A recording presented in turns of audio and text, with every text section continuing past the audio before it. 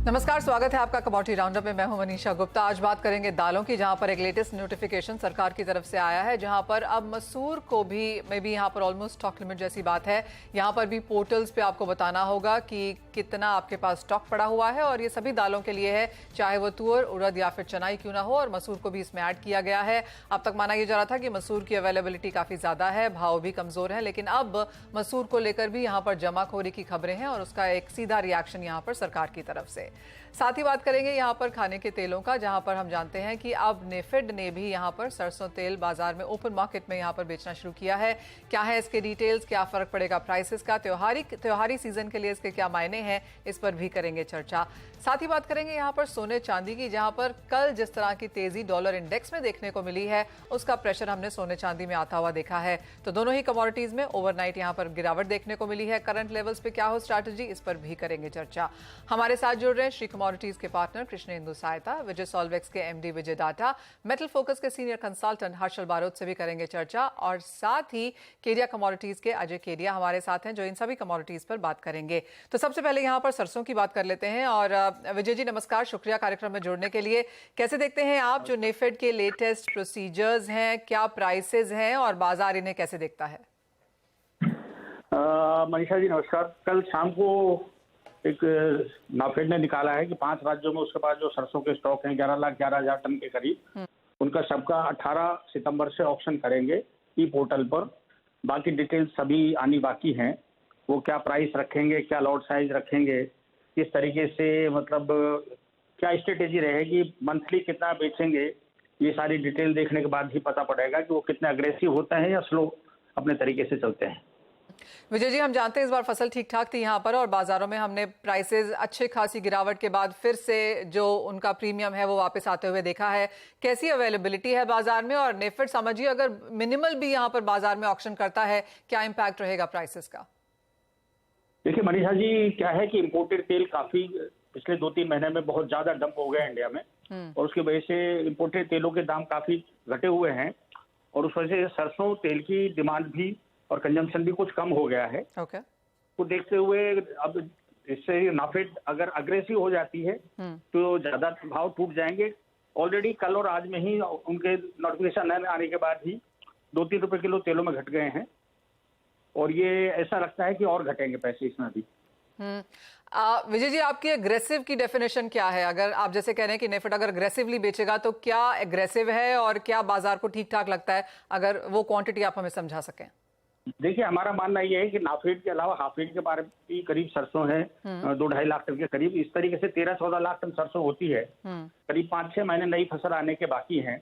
इस तरीके से अब वो या तो दिसंबर से पहले सारे माल को डंप करें स्टेट इलेक्शन से पहले, या किस तरीके से स्ट्रेटेजी लेते हैं, या इसको मार्च तक लेके जाते हैं, पर मंथ कितना बेचते हैं, उस पर डिपेंड करेगा। या गवर्नमेंट कुछ रिजर्व में कैरी फॉरवर्ड ले जाना चाहेगी, यह भी कहना बड़ा मुश्किल है। गवर्नमेंट की स्ट्रेटेजी क्या है कि ये सितंबर में इन्होंने शुरू किया है। पहले बात चल रही थी कि शायद अगस्त में शुरू कर देंगे, लेकिन गवर्नमेंट भी वेट एंड वॉच में रही थोड़ा सा, और वो ये भी देख रही इतना इम्पोर्ट हो रहा है तो उसका क्या असर आता है पहले वो देख लेते हैं। और ये भी हुआ है कि इम्पोर्ट ज्यादा आने की वजह से सरसों तेल 7-8 रुपए किलो ऑलरेडी घट चुका है। तो जैसे आप कह रहे हैं कि 13-14 लाख यहाँ पर स्टॉक पड़ा है नेफेड हेफेड के पास, तो कितना यूजली बफर स्टॉक यहाँ पर सरकार होल्ड करने की कोशिश करती है नई फसल से पहले?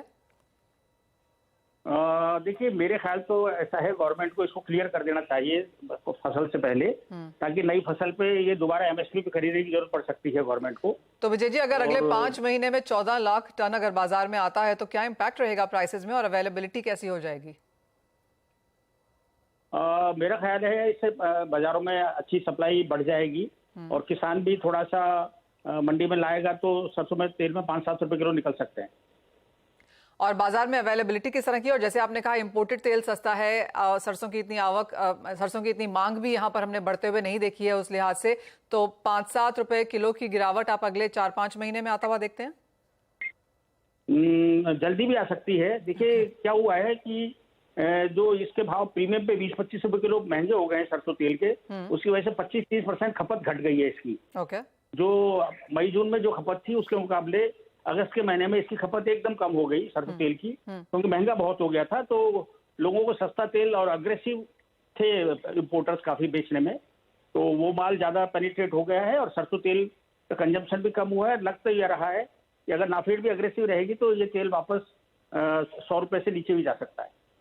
ओके, यानी 100 रुपए के नीचे भी यहाँ पर सरसों के तेल जा सकते हैं। काफी हद तक वही गिरावट हमने बाकी खाने के तेलों में आते हुए भी देखी है। तो इन दैट सेंस फिर विजय जी, जैसे आपने कहा जो प्रीमियम एज ऑफ नाउ सरसों कमांड करता है वो कहीं ना कहीं हम बराबर आता हुआ देखेंगे, या फिर आपको लगता है कि गिरावट बाकी तेलों के मुकाबले भी देखने को मिलेगी?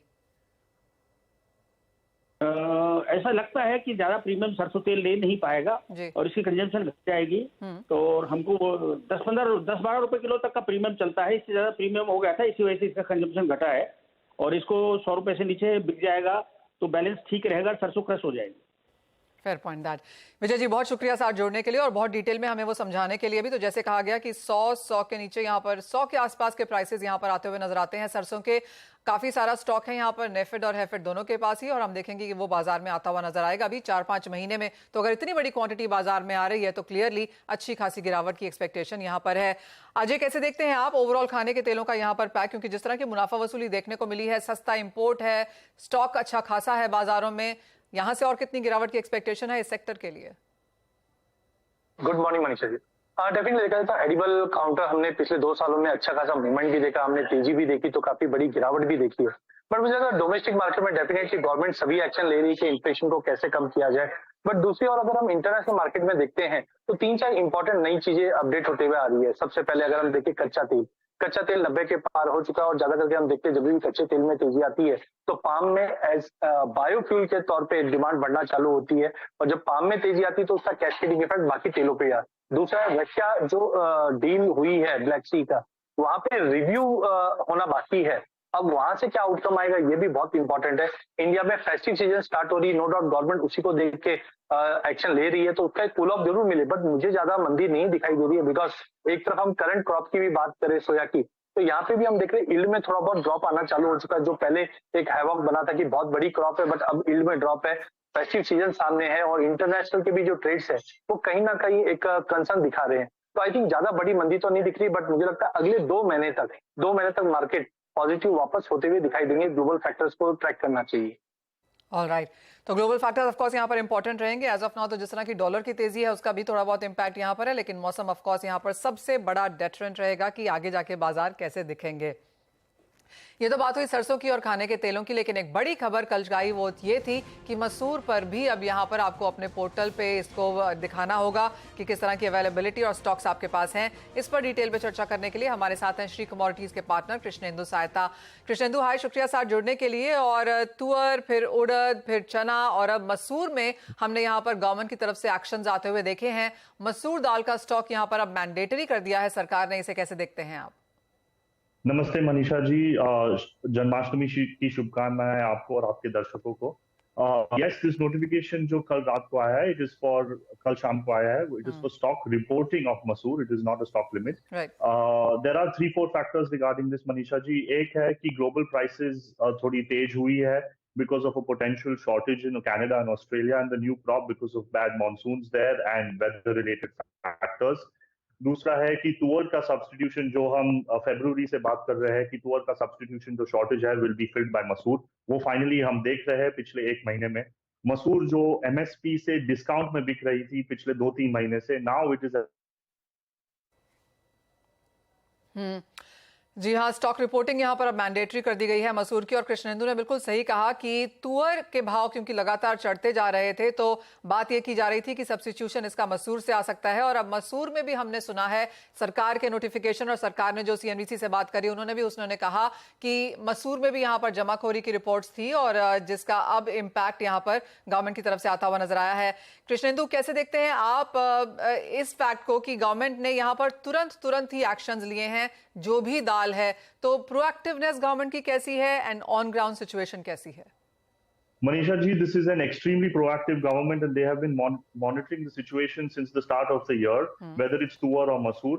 They are aware that there is ample of stock. India has imported, I would say, 11 to 12 lakh metric tons in the previous 12 to 15 months, jo 21-22 mein sirf 6 lakh ton tha.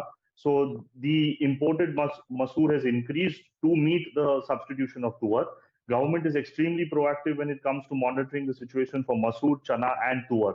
So this is a proactive step by the government to monitor what is happening in India in light of the higher imports to meet this increased demand due to the lack of tuar. Ji Krishnendu, overall of course सरकार की कोशिश यही है कि availability यहाँ पर दालों की इनफ हो त्योहारों से पहले। क्या ये सब जो मेजर्स हैं वो उसे पुख्ता करते हुए दिखेंगे? Yes, Manisha ji, there is enough stock of masoor in the country. Okay. At the आज की डेट में हाल में गवर्नमेंट के पास 1.8 लाख मेट्रिक टन है और port stock is about 4.5 lakh tons. There is enough stock of imported masoor and domestic masoor within the country, so there is no cause of concern. This is a great step by the government to make sure that availability continues going into the Diwali demand. Okay ये तो बात हुई मसूर की, लेकिन अगर बाकी दालों की बात की जाए, चिंता अभी भी यहाँ पर तुअर, उड़द और चने को तो लेकर है ही। इवन एज सरकार चना बेचने की कोशिश कर रही है, हम जानते हैं कि प्राइसेस यहाँ भी लगातार चढ़ते हुए नजर आए हैं, तो बाकी दालों के बारे में क्या व्यू है? तुअर में Manisha ji there is a pain point. जो अफ्रीका से जो माल आने वाला था, we expected it to come within the month of August, it has been delayed. As September has started we will see an increase in arrival. तो तुअर में वो पेन पॉइंट रहेगा, but there is nothing to worry because masoor is filling that pain point. चना में yes थोड़ी तेजी हुई है and government is very aware of that, इसलिए नाफेड रोज माल बेच रहा है to cool the market off and meet the increase in demand. Chana, ample stocks with NAFED. Tuar, we will see arrivals from Africa in this month. Masoor, there is ample of port stock. So overall, I would say there is not a cause of concern. But yes, the government's initiatives and proactive measures are welcomed by the trade. Well, absolutely. काफी सारे steps यहाँ पर सरकार ने लिए हैं, उसके बावजूद भी यहाँ पर तेजी है। जैसे कृष्णेंदु कह रहे हैं कि स्टॉक है, आ भी जाएगा, इंपोर्ट भी हो जाएगा, लेकिन बाजार को लगता है कि जिस तरह के डिलेज हैं उसका असर हम प्राइसेस पे आता हुआ देखेंगे। कृष्णेंदु, बहुत शुक्रिया हमारे साथ जुड़ने के लिए और सभी दालों के बारे में डिटेल से हमारे यहाँ से फंडामेंटल्स डिस्कस करने के लिए। इसी के साथ एक ब्रेक के लिए रुकते हैं, जब लौटेंगे तो बात करेंगे यहाँ पर सोने चांदी की, जहाँ पर गिरावट देखने को मिली। कंसल्टेंट हर्षल बारोट। हर्षल नमस्कार। जिस तरह की मुनाफा वसूली हमने सोने चांदी में कल आते हुए देखी है, बहुत सरप्राइजिंग नहीं थी, बिकॉज डेटा थोड़ा सा पॉजिटिव है, डॉलर इंडेक्स 5 महीने के हाईज पर है। जिस तरह की स्थिति एज ऑफ नाउ बाजार में है, लगता यही है कि इंटरेस्ट रेट्स लंबे समय तक यहाँ पर ऑन द हायर साइड रह सकते हैं, एटलीस्ट 2023 में, जिसका असर सोने चांदी में दिखा। कैसे देखते हैं आप करंट प्राइसेस और अब बाकी के 2023 के लिए क्या व्यू है? आई थिंक मनीषा, जैसे आपने राइटली कहा, मार्केट डेफिनेटली स्लोली इस व्यू की तरफ मूव कर रहा है कि इंटरेस्ट रेट जो है ज्यादा लंबे समय तक हायर रहेंगे। कंप्लीटली ये व्यू फिलहाल डाइजेस्टेड नहीं है मार्केट्स में, क्योंकि अगर आप फेड फंड फ्यूचर्स को देखें तो नेक्स्ट ईयर अभी भी मोर देन 100 बेसिस पॉइंट्स के कट जो है मार्केट एक्सपेक्ट कर रहे हैं।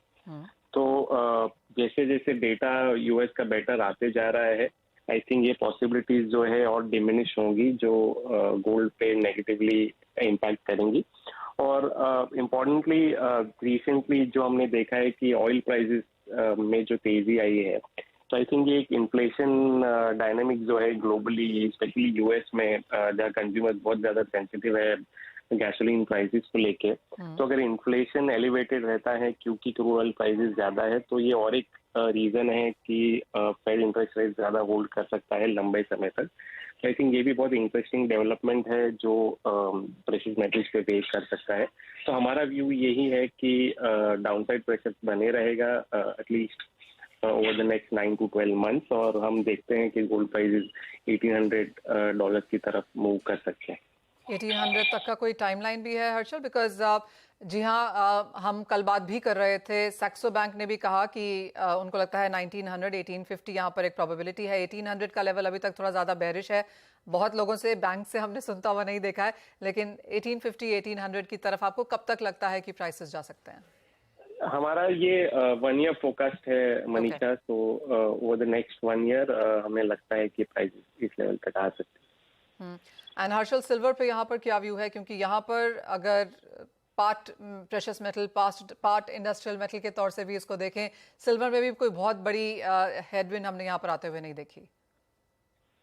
राइट मनीषा, तो सिल्वर में आई थिंक 2 चीजें चल रही है। हमने देखा, एक तो वॉल्टिलिटी बहुत ज्यादा है सिल्वर मार्केट में, उसका एक बड़ा रीजन ये है कि चाइनीज स्लो डाउन के चलते एक बहुत बड़ी एक्सपेक्टेशन थी कि चाइना से कोई बहुत मेजर स्टिमुलस मेजर्स अनाउंस होंगे, बट ऐसा एक्चुअल में रियलाइज नहीं हुआ है। चाइना ने स्टिमुलस अनाउंस किए हैं, बट बहुत ही पीसमिल मेजर्स अनाउंस किए हैं।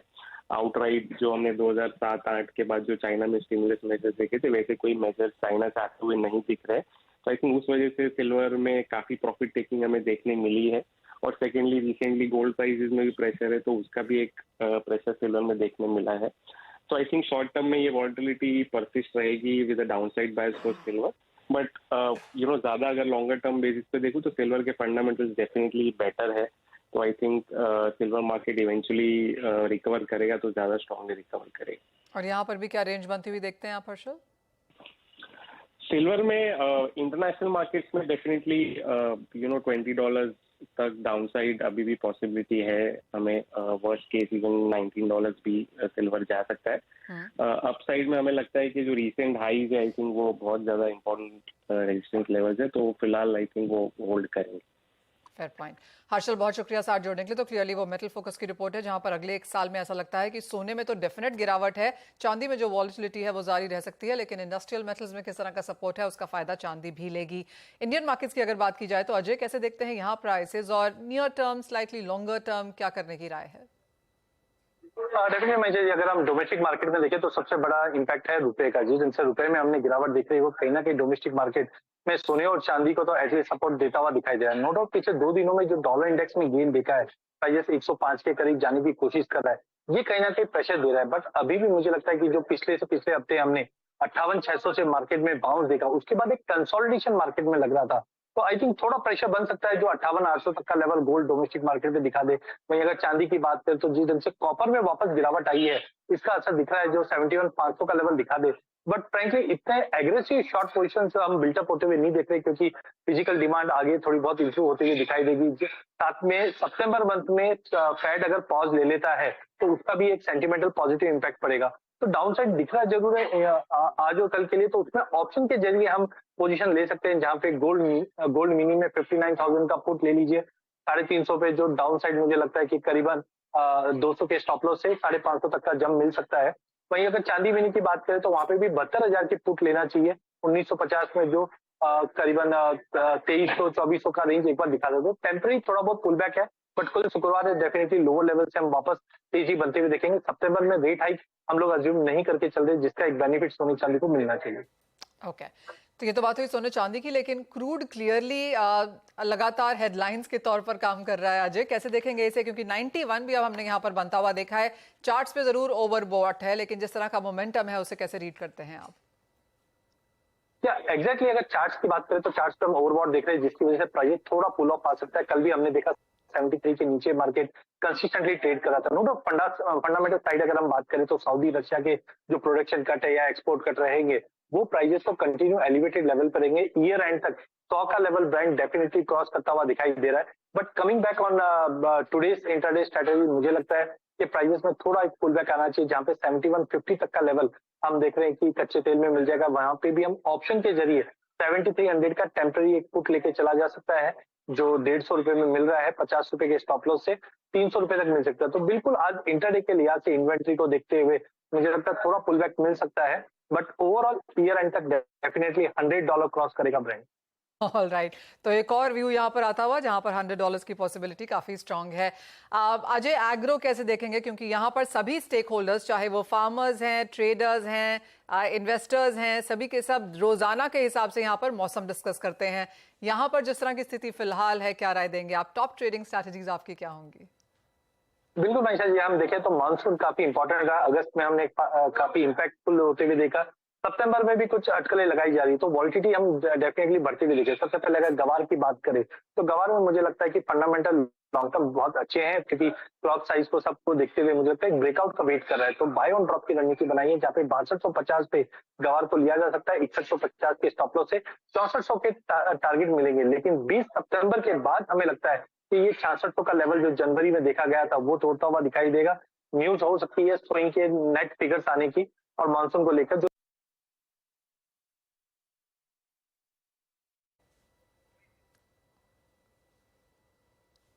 नहीं, आपकी आवाज अभी भी नहीं आ रही है हमें। कैसे आप देखते हैं फिर प्राइसेस आगे जाते हुए? बिल्कुल, अगर हम कॉटन सीड ऑयल केक की अगर बात करें तो यहाँ पे मुझे लगता है कि प्राइसेस के अंदर एक करेक्शन मोड रह सकता है जो 2600-2650 तक का लेवल दिखा सकता है। वहीं गवार में अभी भी कंटिन्यू तेजी रहेगी। खरीदारी के मौके यहाँ पर आपको गवार में ढूंढने हैं। जिस तरह की बारिश है या होने की उम्मीद है, उसका फायदा यहाँ पर गुआर आगे भी लेता हुआ नजर आएगा। बहुत शुक्रिया अजय साथ जुड़ने के लिए, और इसी के साथ इतना ही समय है फिलहाल इस कार्यक्रम में। ब्रेक के बाद